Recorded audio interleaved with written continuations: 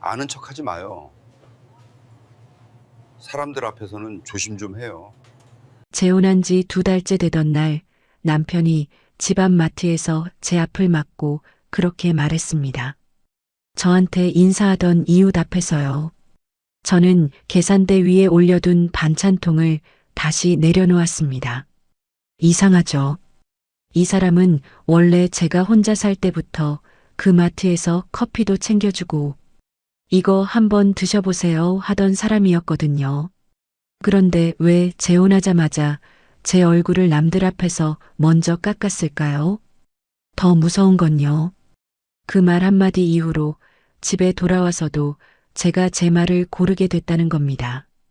대체 그날부터 무엇이 바뀐 걸까요? 시작 전 어느 지역에서 보고 계신지 댓글 한 번씩만 부탁드립니다. 그곳에는 좋은 일이 가득할 거예요. 저는 윤정이 59입니다. 남편과 사별한 지 4년째 되던 해였어요. 혼자 사는 게 무섭다기보다는 그냥 조용함이 익숙해진 시기였죠. 아침에 눈 뜨고 커피 한 잔 마시고 창밖 보다가 낮잠 자고 저녁 되면 장 보러 나가는 생활이었습니다. 아파트 1층에 작은 마트가 하나 있었어요. 엘리베이터에서 내리면 바로 보이는 곳이었죠.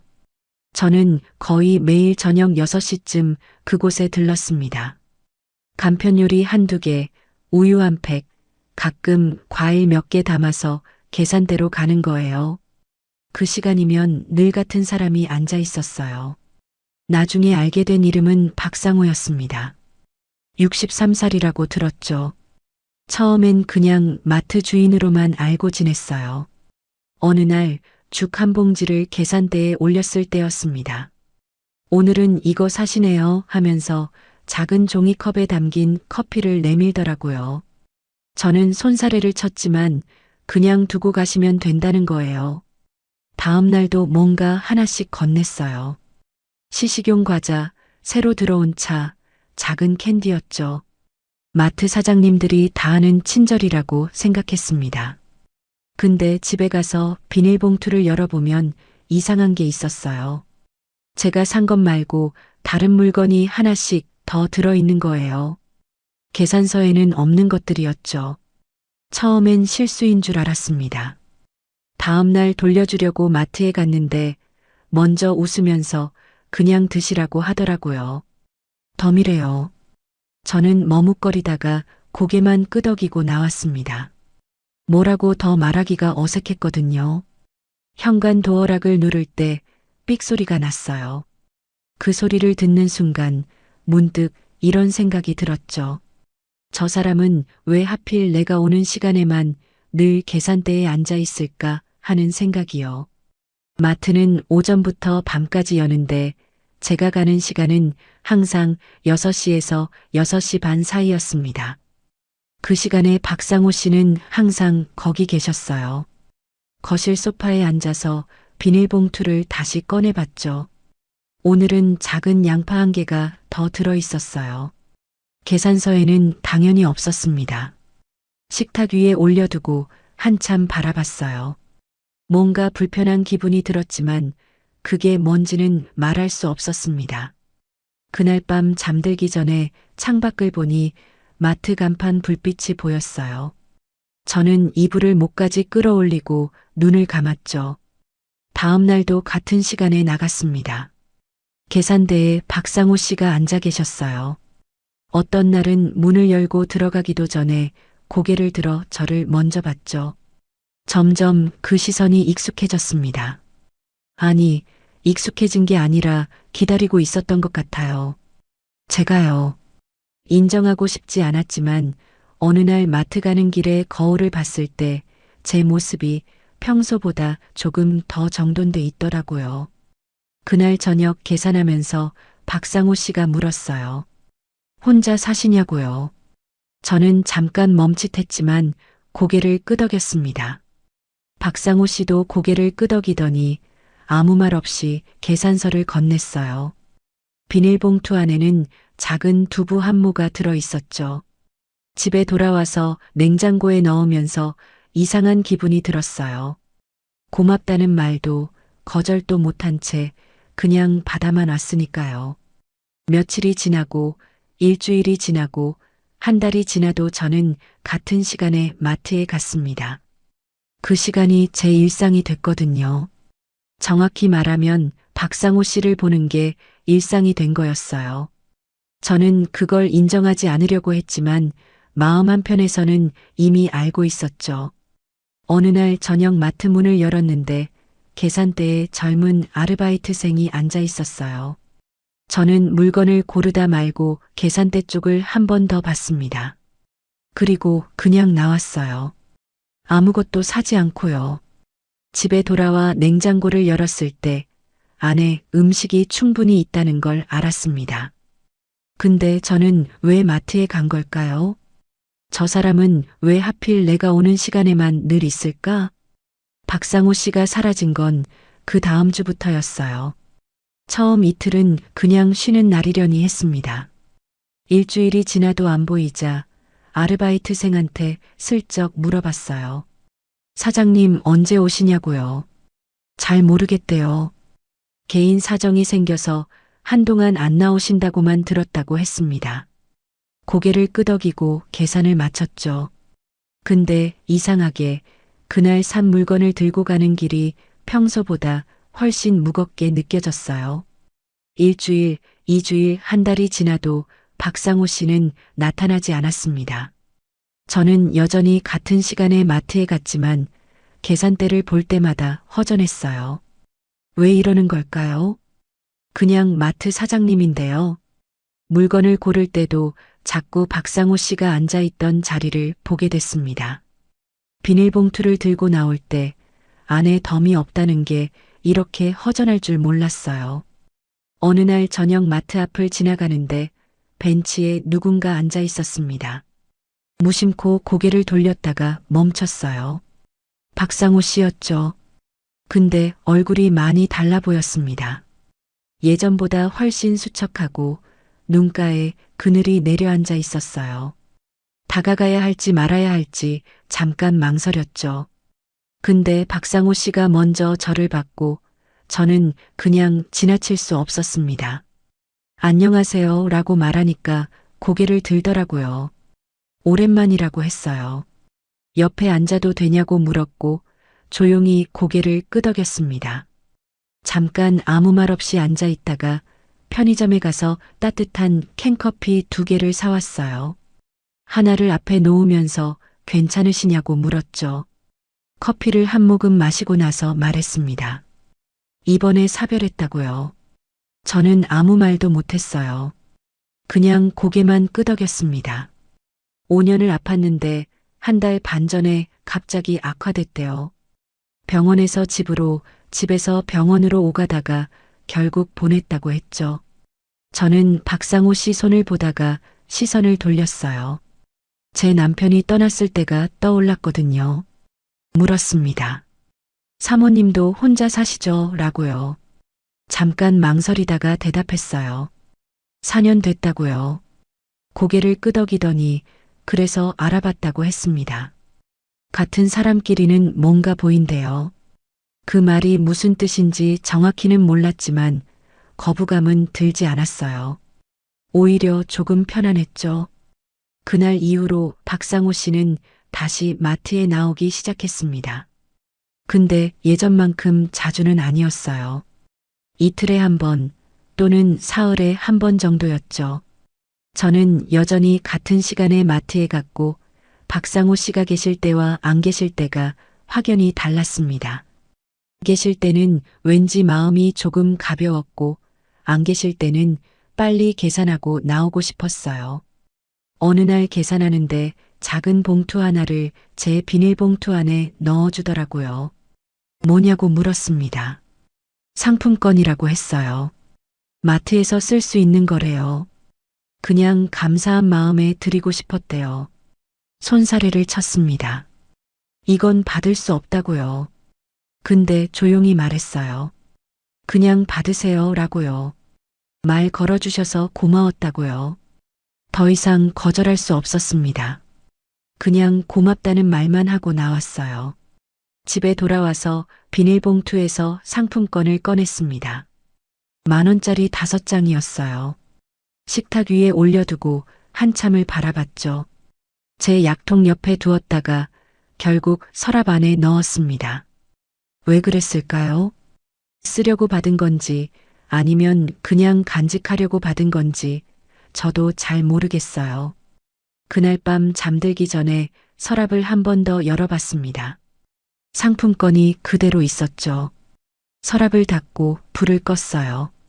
다음날 마트에 가는 길에 제 걸음이 평소보다 조금 빨랐습니다. 문을 열고 들어갔을 때 박상호 씨가 계산대에 앉아 계신 걸 보고 안도했어요. 계산하면서 어제 상품권 고맙다는 말을 다시 한번 했습니다. 웃으면서 천만에요 라고 하더라고요. 그날도 비닐봉투 안에는 작은 과일 하나가 더 들어 있었어요. 집에 돌아와서 그 과일을 씻으면서 이상한 기분이 들었습니다. 이 사람은 왜 저한테 이렇게 잘해주는 걸까요? 내가 왜 이 사람 일에 이렇게 마음이 쓰일까? 그로부터 보름쯤 지났을 때 저는 강아지를 한 마리 입양했습니다. 딸아이가 권유했어요.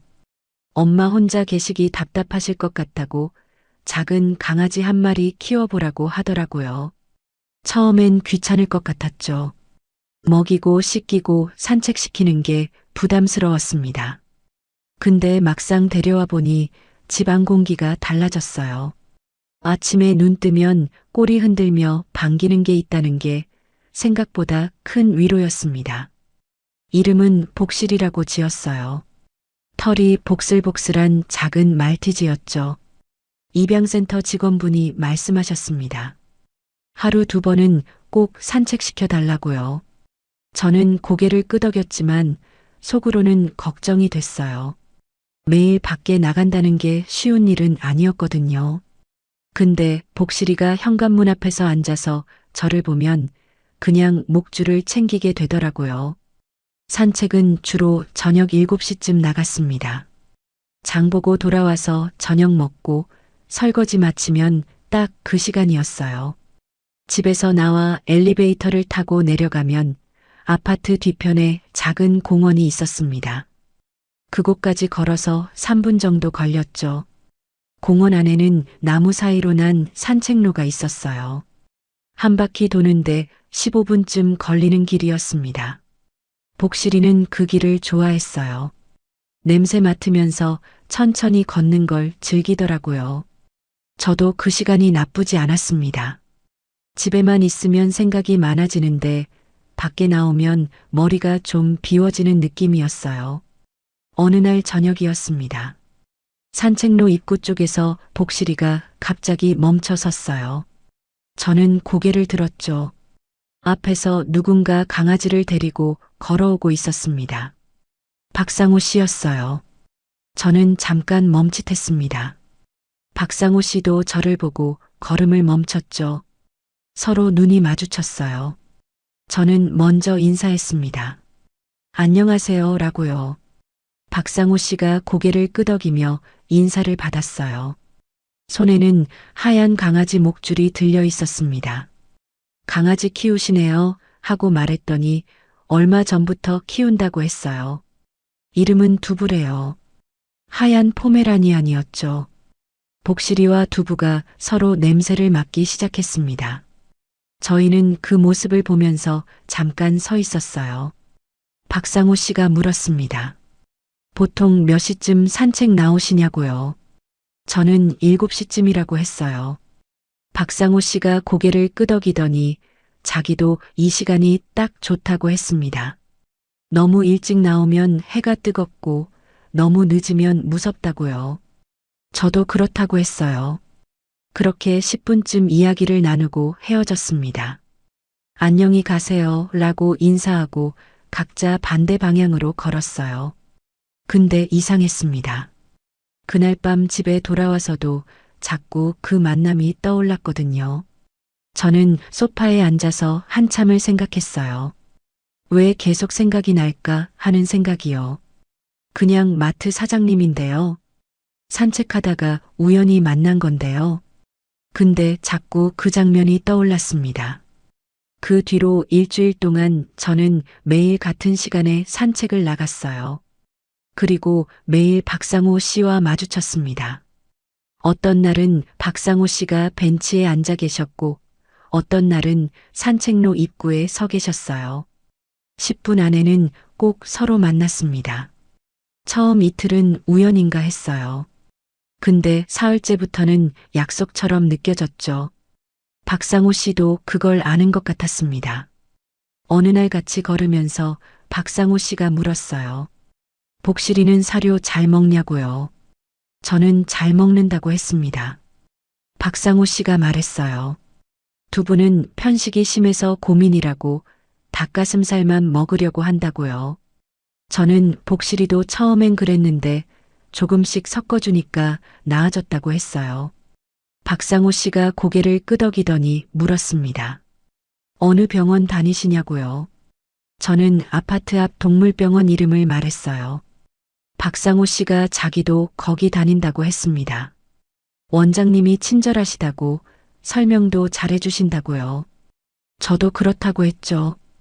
그렇게 강아지 이야기를 하다 보면 산책로를 한 바퀴 다 도는 거예요. 벤치에 앉아서 강아지들한테 물을 주면서 저희는 잠깐 쉬었습니다. 박상호 씨가 물었어요. 요즘 어떻게 지내시냐고요? 저는 그냥 하루하루 지낸다고 했습니다. 박상호 씨도 그렇다고 했어요. 혼자 사는 게 쉽지 않지만 강아지가 있으니까 조금 낫다고요. 저도 고개를 끄덕였습니다. 그날 헤어질 때 박상호 씨가 말했어요. 내일도 이 시간에 나오시면 같이 걸어도 될까요? 라고요. 저는 잠깐 망설였습니다. 근데 좋다고 했어요. 박상호 씨가 웃으면서 고맙다고 했습니다. 집에 돌아와서 현관문을 닫고 저는 거울을 봤어요. 제 얼굴이 조금 밝아 보였습니다. 그날 밤 잠들기 전에 생각했어요. 이게 우연일까 아니면 우리가 서로 시간을 맞춘 걸까 하는 생각이요. 근데 한 가지는 확실했습니다. 그 시간이 기다려진다는 거요. 며칠 뒤 비가 내렸습니다. 아침부터 비가 내렸고 저녁까지 그치지 않았어요. 저는 산책을 쉴까 했는데 복실이가 현관문 앞에서 계속 서성이더라고요. 결국 우산을 챙겨서 나갔습니다. 엘리베이터 안에서 생각했어요. 오늘은 박상호 씨가 안 나왔겠지 하는 생각이요. 근데 공원에 도착했을 때 박상호 씨가 우산을 들고 서 계셨습니다. 저를 보더니 웃었어요. 저도 웃으면서 인사했습니다. 비 오는데도 나오셨네요 하고요. 박상호 씨가 말했어요. 혹시나 해서 나왔다고요. 저는 그 말에 가슴이 뛰는 걸 느꼈습니다. 혹시나 해서요. 그 말은 저를 기다렸다는 말 아닌가요? 그날은 산책로가 젖어 있어서 천천히 걸었습니다. 복실이와 두부가 무릉덩이를 피해 다니는 모습이 귀여웠어요. 박상호 씨가 말했습니다. 강아지 키우니까 규칙적으로 살게 되는 것 같다고요. 저도 그렇다고 했어요. 예전엔 하루 종일 집에만 있었는데 이제는 이 시간만큼은 꼭 나온다고요. 박상호 씨가 웃더라고요. 저도요 라고 했습니다. 그리고 조용히 덧붙였어요. 요즘 이 시간이 제일 좋다고요. 저는 박상호 씨를 봤습니다. 박상호 씨도 저를 보고 있었어요. 그 순간 저는 알았습니다. 우리가 서로를 기다리고 있다는 걸요. 산책을 마치고 공원을 나올 때였습니다. 박상호 씨가 물었어요. 집 앞까지 데려다 드릴까요? 라고요. 저는 괜찮다고 했습니다. 바로 근처라서요. 근데 박상호 씨가 그냥 같이 가자고 했어요. 자기도 그쪽 방향이라고요. 그렇게 저희는 함께 걸었습니다. 우산을 쓰고 강아지 목줄을 잡고 나란히 걸었어요. 빗소리가 들렸습니다. 발소리도 들렸고요. 박상호 씨가 조용히 말했어요. 매일 이렇게 걸을 수 있으면 좋겠다고요. 저는 아무 말도 못했습니다. 근데 고개는 끄덕이고 있었어요. 아파트 입구에 도착했을 때 저는 고맙다고 인사했습니다. 박상호 씨가 천만에요 라고 했어요. 그리고 말했습니다. 내일도 같은 시간에요 라고요. 저는 웃으면서 고개를 끄덕였어요. 그날 밤 저는 침대에 누워서 천장을 봤습니다. 휴대폰 화면에 시간이 떠 있었어요. 밤 11시였습니다. 저는 생각했어요. 이 우연이 정말 우연일까 하는 생각이요. 아니면 제가 기대하고 있는 걸까요? 박상호 씨가 재혼 이야기를 꺼낸 건 그로부터 한 달쯤 뒤였습니다. 산책을 마치고 벤치에 앉았을 때였어요. 평소처럼 조용히 앉아 있다가 박상호 씨가 말을 꺼냈습니다. 혼자 사는 게 쉽지 않다고요. 저도 고개를 끄덕였어요. 밤에 집에 들어가면 텅 빈 거실이 보이고 아침에 눈 뜨면 말 걸 사람이 없다는 게 외롭긴 했으니까요. 박상호 씨가 물었습니다. 혹시 재혼 생각은 없으시냐고요. 저는 잠깐 말을 잃었어요. 예상하지 못한 질문이었거든요. 생각해 본 적 없다고 대답했습니다. 박상호 씨가 자기도 그랬는데 요즘 생각이 바뀌었다고 했어요. 그리고 저를 보며 말했죠. 같이 살면 어떨까요? 라고요. 저는 아무 말도 못했습니다. 그냥 복실히 목줄만 만지작거렸어요. 박상호 씨가 말을 이었습니다. 서로 외롭지 않게 기대면서 살 수 있지 않겠냐고요. 나이 들어서 혼자 아프면 무섭지 않겠냐고요. 저는 고개를 들지 못했어요. 근데 마음 한편에서는 이미 답을 알고 있었습니다. 혼자 지내는 게 무서웠거든요. 밤에 집에 들어갈 때마다 도어락 소리를 들을 때마다 저는 두려움을 느꼈으니까요. 그래서 대답했어요. 생각해 보겠다고요. 집에 돌아와서 소파에 앉았습니다. 복실이가 제 발밑에 누웠어요. 저는 한참을 앉아 있었습니다. 재혼이라는 게 뭘까 하는 생각이 들었어요. 이게 맞는 걸까요? 아니면 제가 너무 외로워서 잘못 판단하는 걸까요? 밤마다 생각했습니다. 혼자 늙어가는 게 무서워요. 아프면 어떡하죠? 쓰러지면 누가 알까요? 근데 결혼하면 괜찮을까요? 박상호 씨는 어떤 사람일까요? 겉모습만 본 거 아닐까요? 일주일 내내 그 생각뿐이었어요. 밥 먹을 때도 설거지할 때도 잠들기 전에도요. 딸한테 전화했습니다. 딸은 잠깐 침묵하더니 말했어요. 엄마가 외로우시면 재혼하는 것도 나쁘지 않다고요. 근데 조심하라고 했습니다. 무슨 뜻이냐고 물었더니 그냥 사람을 잘 봐야 한다고 했어요. 저는 박상호 씨를 몇 달 동안 봐왔다고 했습니다. 딸은 더 이상 말하지 않았죠. 전화를 끊고 나서 저는 또 식탁에 앉았어요. 창밖을 보면서 생각했습니다. 정말 괜찮을까요? 아니면 제가 뭔가 놓치고 있는 걸까요? 일주일째 되던 날 밤 저는 결심했습니다. 혼자 사는 게 더 무서웠거든요. 다음 날 박상호 씨한테 전화했습니다. 좋다고 했어요. 박상호 씨가 기뻐하는 목소리로 고맙다고 했습니다. 사흘 뒤 저희는 동사무소에 갔습니다. 동사무소는 사람들로 붐볐습니다. 출생신고하러 온 젊은 부부, 전입신고하러 온 가족들이 보였어요. 상담 창구에 앉았을 때 직원분이 서류를 꺼내며 말했습니다. 혼인신고서는 이렇게 작성하시고 증인 2분 서명 받으셔야 한다고요. 주민등록증 지참하시고 가족관계증명서도 필요하다고요. 저는 고개를 끄덕이면서 들었지만 귀에 잘 안 들어왔어요. 직원분 입만 움직이는 게 보였습니다. 옆에서 박상호 씨가 알겠다고 대답했어요. 서류를 받아서 작성하는데 손이 떨렸습니다. 성명, 주민등록번호, 주소를 적는데 글씨가 삐뚤빼뚤했어요. 도장을 찍는 순간 이게 맞는 선택인지 확신이 서지 않았어요. 근데 이미 도장은 찍혔고 서류는 제출됐습니다.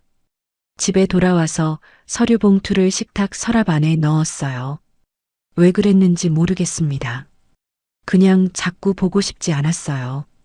박상호 씨는 2주일 뒤에 자기 집을 정리하고 제 집으로 들어왔습니다. 짐이 많지 않았어요. 큰 가방 2개, 옷 몇 벌, 책 서너 권, 그리고 두부용품들이었죠. 저는 옷장 한쪽을 비워뒀습니다. 박상호 씨가 옷을 정리하는 동안 저는 부엌에서 저녁을 준비했어요. 그날 저녁 식탁에 마주 앉았을 때 이상한 기분이 들었어요. 이 사람이 이제 매일 저 자리에 앉는다는 거요. 저녁을 차렸습니다. 된장찌개, 계란말이, 나물 몇 가지요. 박상호 씨가 맛있다고 했어요. 저는 고맙다고 했습니다. 근데 말이 이어지지 않았어요. 젓가락 소리만 들렸습니다. 설거지를 하는데 박상호 씨가 거실에서 텔레비전을 켰어요. 뉴스 소리가 들렸습니다. 저는 설거지를 마치고 거실로 갔습니다. 박상호 씨 옆에 앉았어요.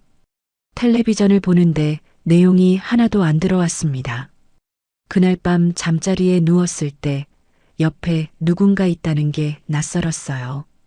박상호 씨 숨소리가 들렸습니다. 저는 눈을 감았지만 잠이 오지 않았습니다. 첫날 밤 저는 잠을 거의 못 잤어요.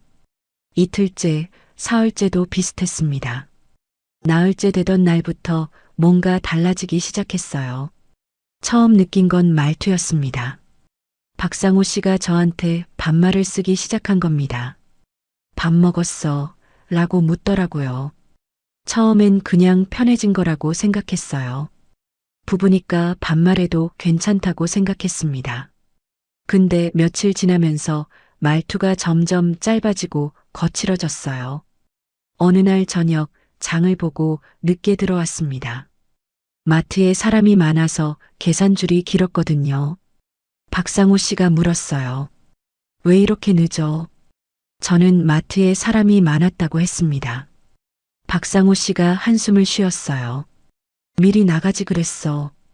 또 어느 날은 복실이 산책을 데리고 나갔다 왔는데 박상호 씨가 물었습니다.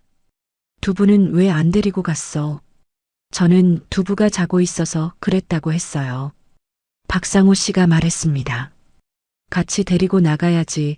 그렇게 따로따로 하면 언제 다 해? 저는 당황스러웠지만 대응하는 법을 몰랐어요. 그냥 죄송하다고 했습니다. 재혼한 지 3주일쯤 됐을 때였어요. 아침에 박상호 씨가 출근 준비를 하는데 와이셔츠가 구겨져 있다고 했습니다. 저는 다림질을 안 한 걸 깜빡했던 거예요. 박상호 씨가 한숨을 쉬더라고요. 이런 것도 신경 써야 하는 거 아니야 라고 했습니다. 저는 빨리 다림질을 했어요. 손이 떨려서 한 번 대었지만 아프다는 말은 안 했습니다. 재혼한 지 2달째 되던 날이었습니다. 저는 평소처럼 집 앞 마트에 장을 보러 갔어요. 계산대에서 물건을 올리고 있는데 위층에 사는 이웃분이 다가왔습니다. 안녕하세요. 요즘 어떻게 지내세요? 하고 말을 거셨어요. 저는 웃으면서 대답하려고 했습니다. 그때였어요. 갑자기 박상호 씨가 제 옆에 나타나더니 제 앞을 막아섰습니다. 그리고 낮은 목소리로 말했어요. 아는 척하지 마요. 사람들 앞에서는 조심 좀 해요. 저는 순간 얼어붙었습니다. 계산대 위에 올려둔 반찬통을 다시 내려놓았어요. 손끝이 떨렸거든요. 이웃분은 어색하게 웃으면서 그냥 지나갔습니다. 계산을 마치고 마트를 나왔습니다. 박상호 씨는 먼저 앞서 걸어갔어요. 저는 뒤에서 천천히 따라갔습니다. 비닐봉투를 든 손이 떨렸어요. 아파트 입구까지 가는 동안 한마디도 하지 않았습니다. 엘리베이터를 탔습니다. 거울에 비친 제 얼굴이 창백했어요. 집 현관문을 열고 들어갔을 때 눈물이 날 것 같았습니다. 근데 참았어요. 박상호 씨는 거실로 가서 소파에 앉았습니다. 텔레비전을 켰어요. 저는 부엌으로 가서 비닐봉투에서 물건을 꺼냈습니다. 손이 계속 떨렸어요. 반찬통 하나를 떨어뜨릴 뻔했습니다. 냉장고 문을 열고 한참을 서 있었어요. 무엇을 넣으려고 했는지 기억이 안 났습니다. 왜 그랬을까요? 이 사람은 원래 제가 혼자 살 때 마트에서 커피도 챙겨주고 친절하게 대해주던 사람이었거든요. 근데 왜 결혼하자마자 제 얼굴을 남들 앞에서 먼저 깎았을까요? 더 무서운 건 그날 이후였습니다. 집에서도 저는 제 말을 고르게 됐어요. 뭘 말하기 전에 한 번 더 생각하게 됐습니다. 혹시 또 뭐라고 하지 않을까 하는 두려움이 생긴 거예요. 어느 날 저녁 설거지를 하다가 접시 하나를 싱크대에 부딪혔습니다. 큰 소리는 아니었어요. 근데 거실에서 박상호 씨가 말했습니다. 왜 그렇게 덜렁대? 저는 반사적으로 사과했어요. 죄송해요라고요. 왜 그랬을까요? 제가 뭘 잘못한 것도 아닌데요. 근데 제 입은 이미 사과를 하고 있었습니다. 그날 밤 잠들기 전에 천장을 봤어요. 박상호 씨는 벌써 코를 골며 자고 있었습니다. 저는 조용히 생각했어요. 왜 밖에서부터 나를 깎을까 하는 생각이요. 집에선 더 심해지면 어떡하지? 그날 밤부터 저는 잠을 제대로 자지 못했습니다. 박상호 씨는 옆에서 코를 골며 잤지만 저는 천장만 바라봤어요. 새벽 3시, 4시까지 눈을 뜨고 있었습니다.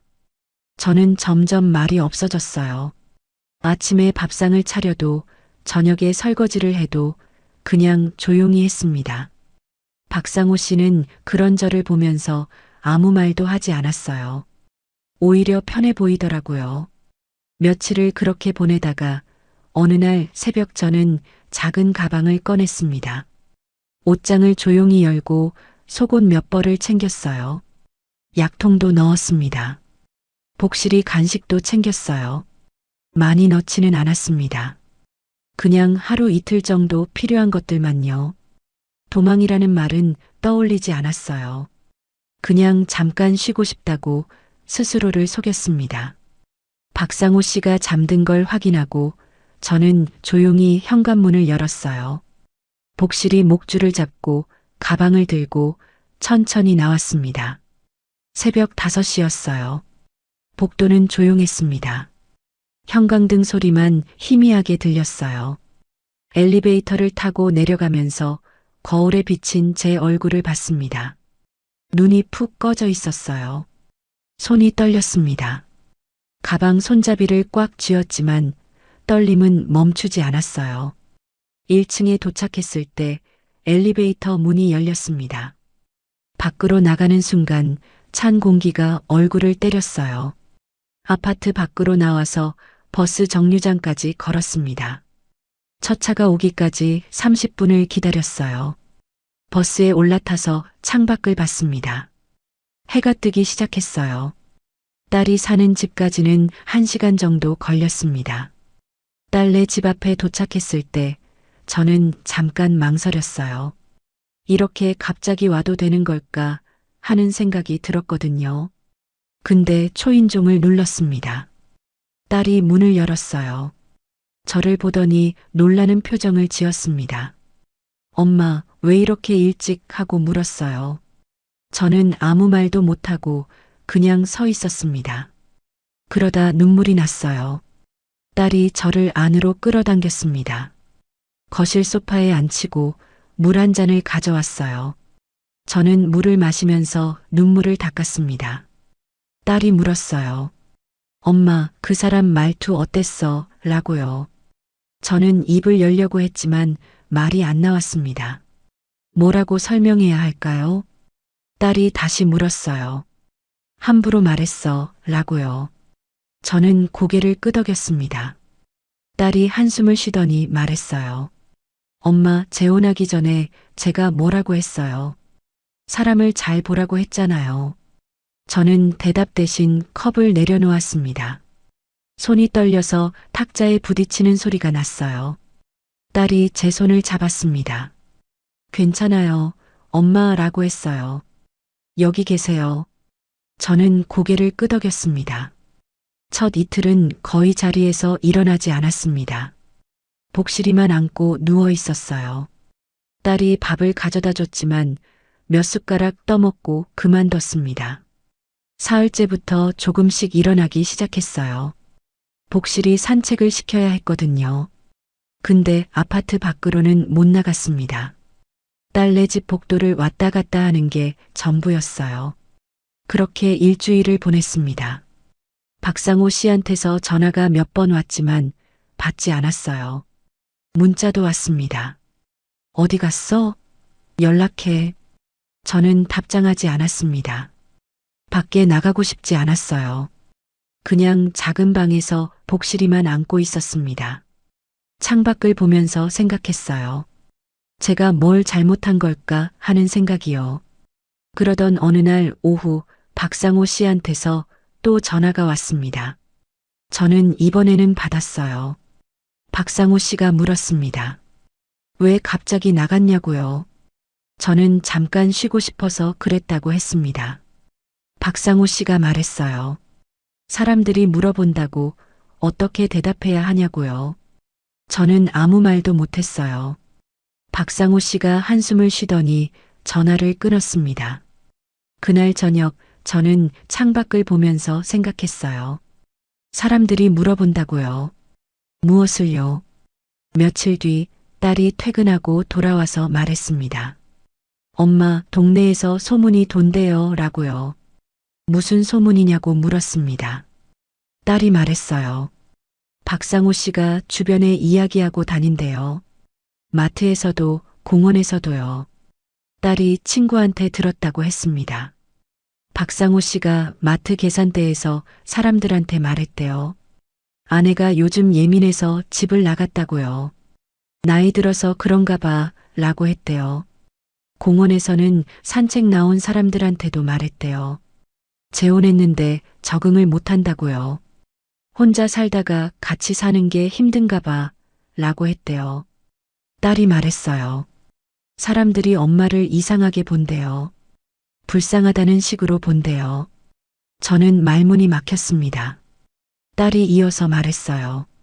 마트 앞에서도 그렇게 말하고 공원에서도 그렇게 말한대요. 사람들이 엄마를 이상한 사람으로 본대요. 저는 소파에 그대로 앉아 있었습니다. 손이 차갑게 식어가는 게 느껴졌어요. 그날 밤 저는 잠을 못 잤습니다.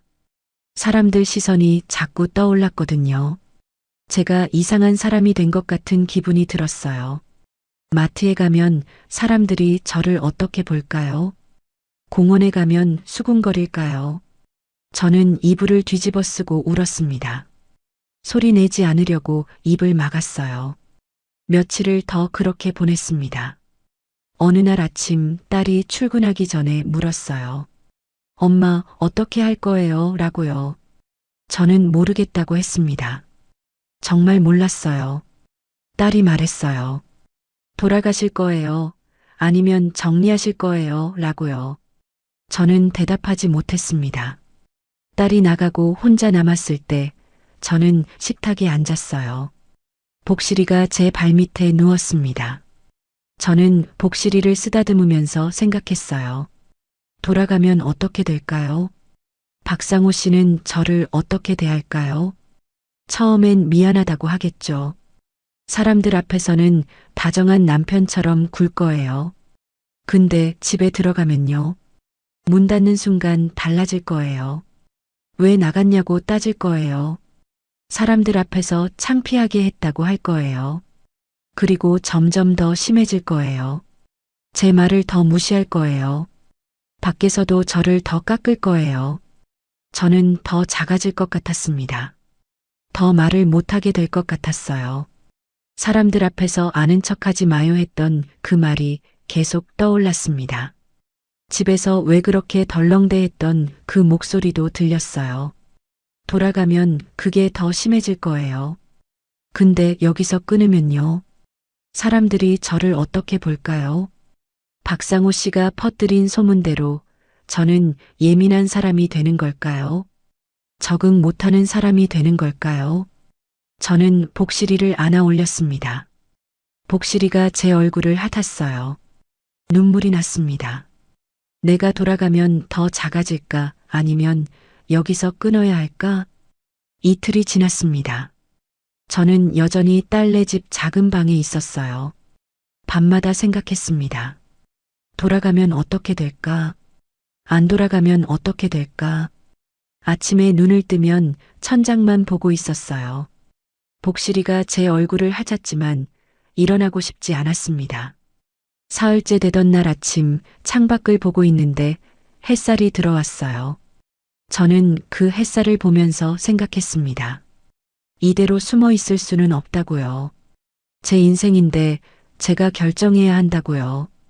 저는 일어나서 세수를 했습니다. 거울에 비친 제 얼굴을 봤어요. 눈이 푹 꺼져 있었지만 표정은 단단했습니다. 그날 아침 저는 결심했습니다. 딸한테 말했어요. 동사무소 가야 한다고요. 딸이 물었습니다. 정리하실 거냐고요. 저는 고개를 끄덕였어요. 딸이 같이 가겠다고 했지만 저는 혼자 가겠다고 했습니다. 이건 제가 해야 하는 일이었거든요. 동사무소까지 버스를 타고 갔어요. 복실이는 딸네 집에 두고 혼자 나왔습니다. 버스 안에서 창밖을 봤어요. 지나가는 사람들이 보였습니다. 모두 자기 삶을 살고 있었어요. 동사무소에 도착했을 때 입구에서 잠깐 멈췄습니다. 여기 들어가면 돌이킬 수 없다는 생각이 들었거든요. 근데 저는 문을 밀고 들어갔습니다.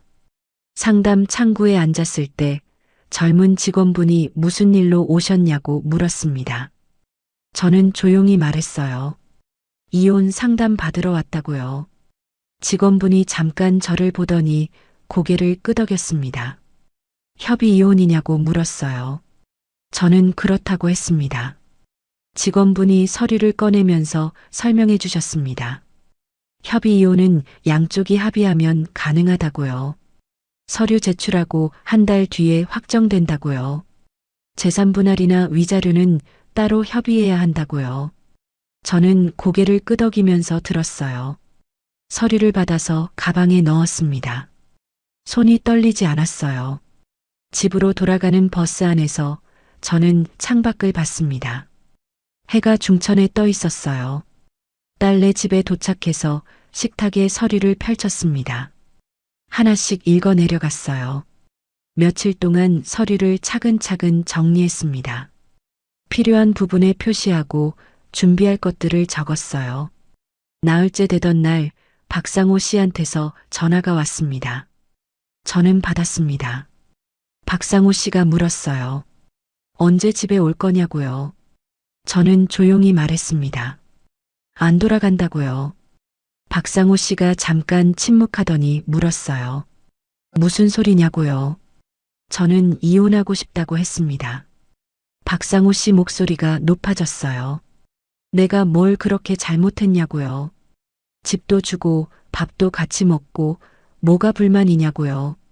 저는 숨을 깊이 들이쉬었습니다. 박상호 씨가 계속 말했어요. 사람들이 다 이상하게 본다고요. 재혼한 지 2달 만에 이혼하면 뭐라고 하겠냐고요. 저는 그 말을 다 듣고 나서 조용히 말했습니다.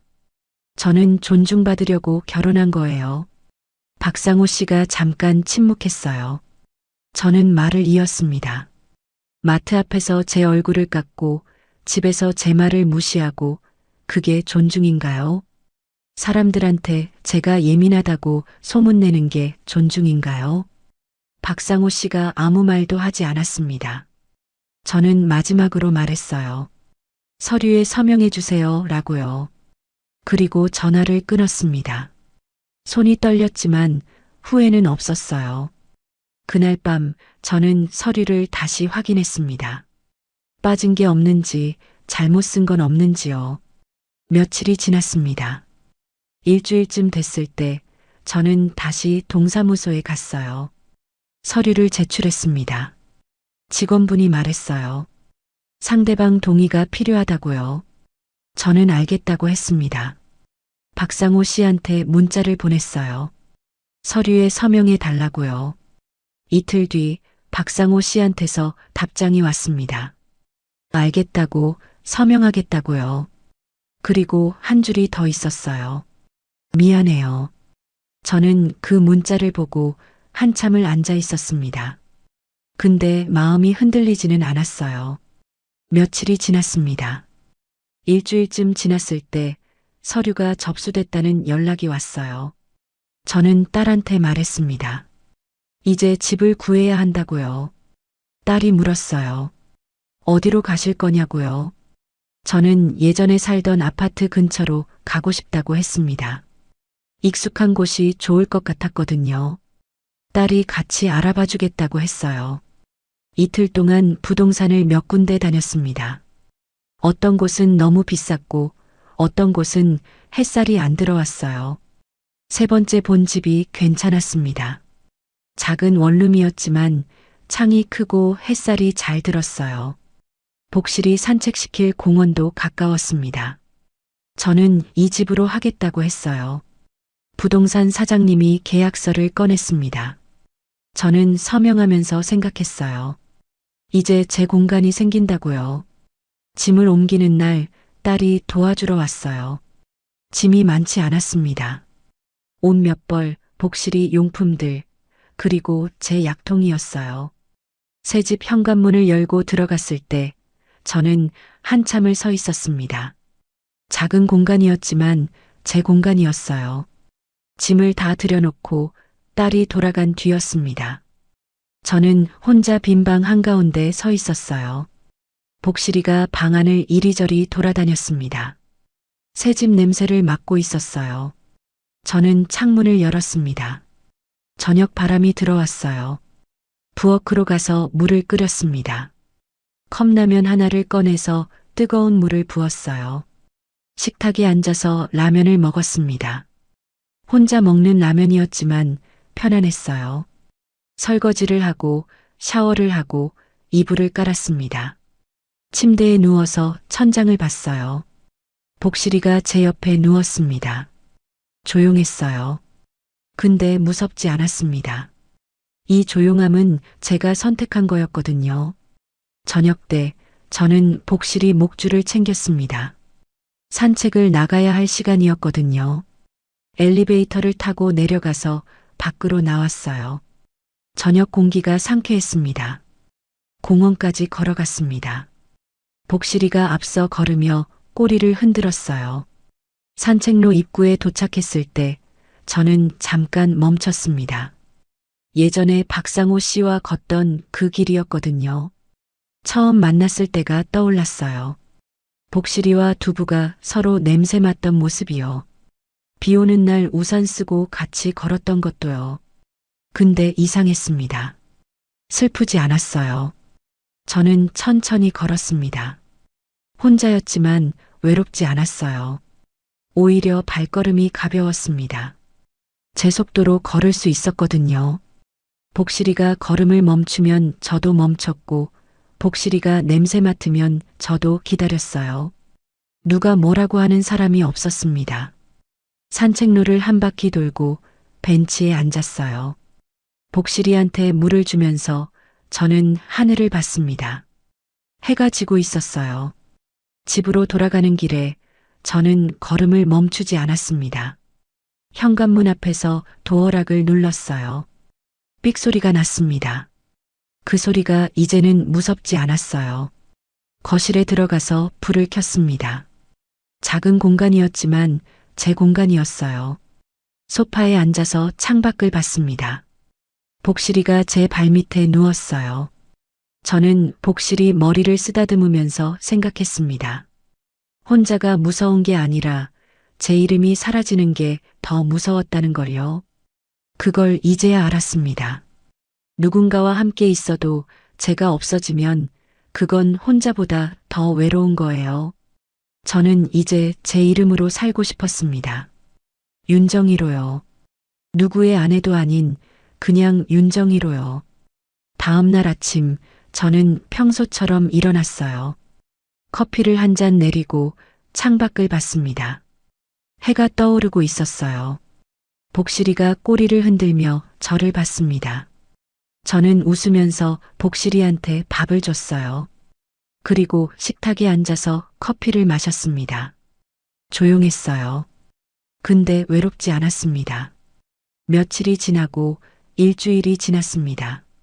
저는 제 일상을 다시 잡아갔어요. 아침에 일어나고 복실이 산책시키고 장 보고 저녁 먹고 또 산책 나가고요. 어느 날 저녁 산책을 마치고 집에 돌아왔을 때 딸한테서 전화가 왔습니다. 엄마 괜찮으시냐고 물었어요. 저는 웃으면서 대답했습니다. 괜찮다고요. 정말 괜찮았어요. 전화를 끊고 저는 소파에 앉았습니다. 복실이를 무릎에 올리고 창밖을 봤어요. 밤이었습니다. 거리에 불빛들이 켜져 있었어요. 저는 조용히 생각했습니다. 혼자가 무서운 게 아니라 내 이름이 사라지는 게 더 무섭다는 걸 우리는 언제 깨닫게 될까요? 오늘 이야기 끝까지 들어주셔서 고맙습니다. 구독해 두시면 다음 사연도 과장 없이 있는 그대로 더 친절하게 들려드릴게요. 끝까지 보신 분들은 지금 화면 왼쪽 재생 목록부터 눌러서 같은 흐름의 사연들을 이어서 보세요. 그리고 오른쪽 추천 영상은 이 지옥이 시작된 첫 단추가 더 선명하게 나옵니다. 지금 바로 하나만 눌러주시면 그대로 이어집니다.